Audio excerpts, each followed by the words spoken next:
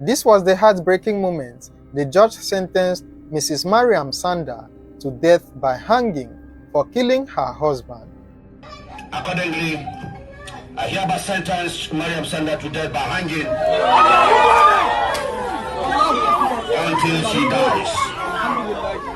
This I have done, believing that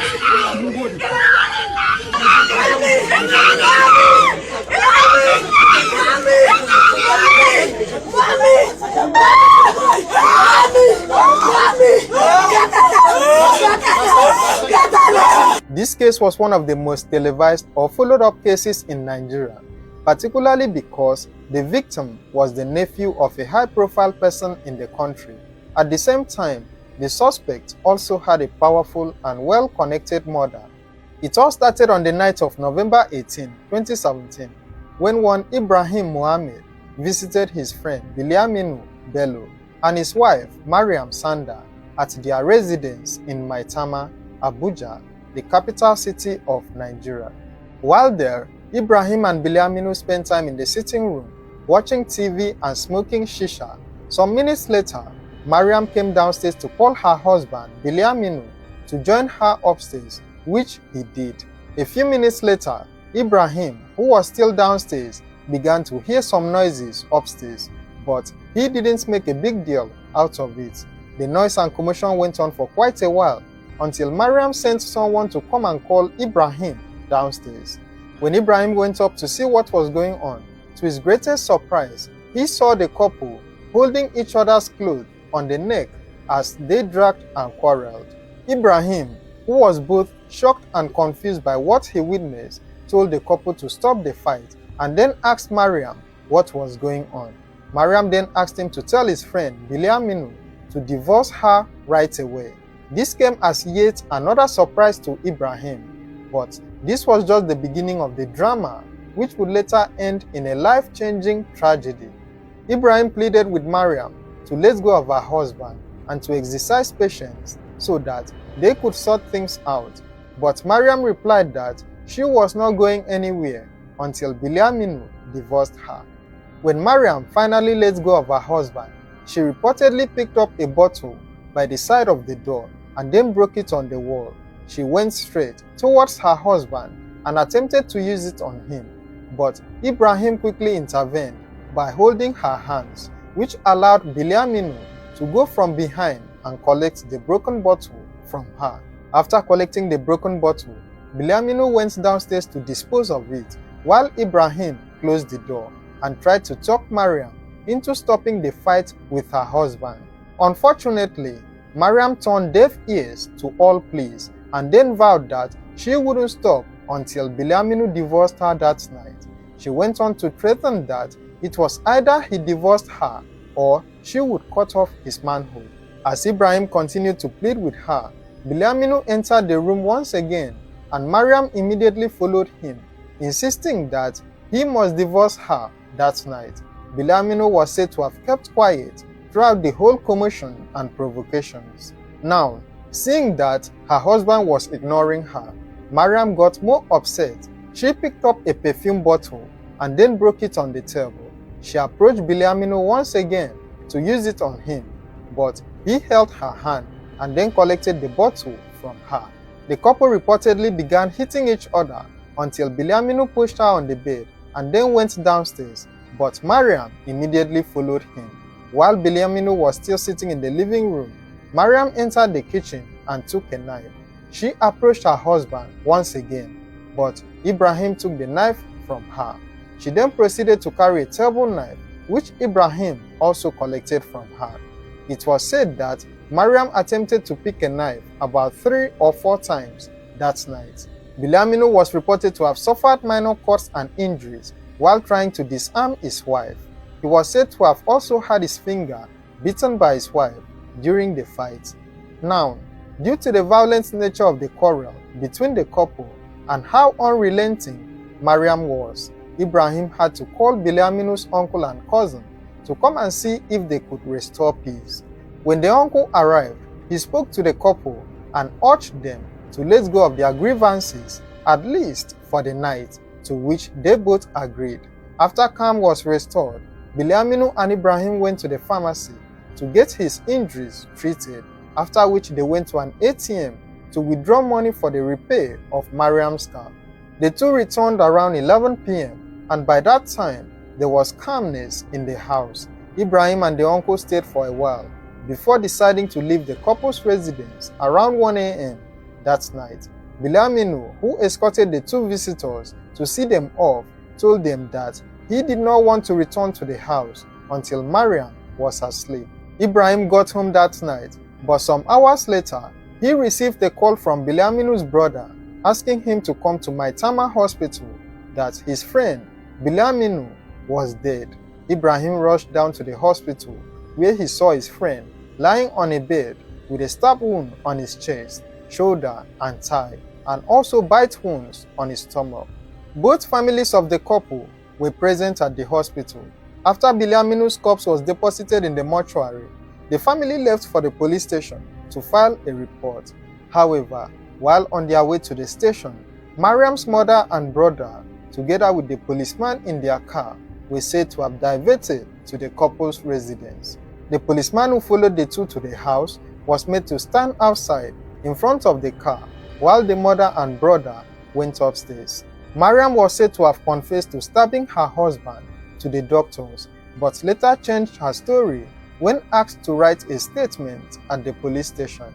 Bilyaminu Bello was the nephew of a one-time chairman of the People's Democratic Party, PDP, Alhaji Habiru Bello.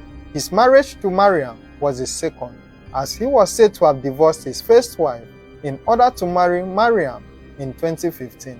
After his tragic death, his friend was said to have made a social media post claiming that his first wife divorced Bilyaminu so that he could have peace because of how jealous Mariam was. The couple had been married for over 2 years and they had a daughter between them who was still being breastfed at the time the tragic incident took place. Mariam was also 3 months pregnant with their second child at the time. Just like Bilyaminu, his wife Mariam Sanda was also from a rich and influential family. She was the daughter of Mrs. Maimuna Aliyu, a former executive director of ASO Savings and Loans. Friends said that Bilyaminu felt like a prisoner in his own marriage and that Mariam was obsessed with him. She would call him within 30 minutes and an hour after leaving the house to hang out with his friends. Because of this, the friends developed the habit of visiting him in his house. The couple's marriage was said to have been filled with quarrels and domestic abuse, but no one would have ever imagined how badly it would end. After they arrived at the police station, the police commissioner was said to have instructed the officers to visit the couple's residence for investigation. When the police arrived at the couple's Maitama residence, they and some family members were shocked to find out that the house had been cleaned up. The victim's blood had been mopped up and the murder weapon made to disappear. However, flower vases and pots were broken and scattered on the floor to corroborate Mariam's statement at the police station. This came as a surprise because there were other people in the house before and after the tragic incident. It was at that point that it became clear to Ibrahim that the diversion made by Mariam's mother and brother while heading to the police station was for them to go and manipulate the crime scene and also hide incriminating evidence. The police arrested Mariam, her mother, her brother, and house help.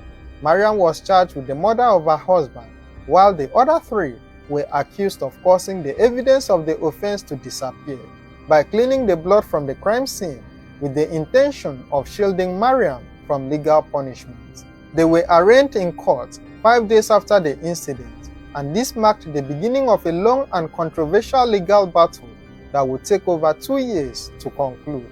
Mariam was a nursing mother and also 3 months pregnant when she was arraigned in court. She delivered her second baby girl during the trial.